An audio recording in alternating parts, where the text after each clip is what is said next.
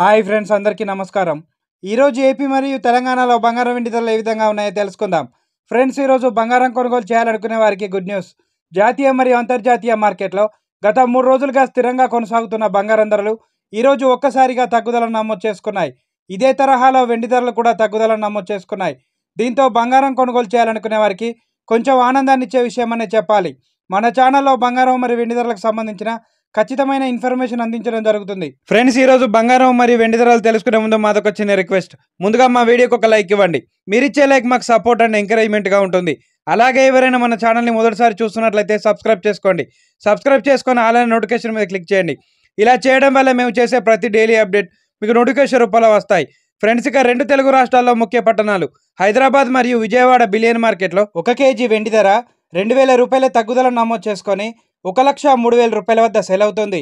ఇక బంగారం విషయానికి వస్తే 22 క్యారెట్ల 10 గ్రాముల తులం బంగారం ధర 75,400 రూపాయల వద్ద సేల్ అవుతుంది. 22 క్యారెట్ల 8 గ్రాముల బంగారం ధర 60,320 రూపాయల వద్ద సేల్ అవుతుంది. 22 క్యారెట్ల 1 గ్రామ్ బంగారం ధర 7,540 రూపాయల వద్ద సేల్ అవుతుంది.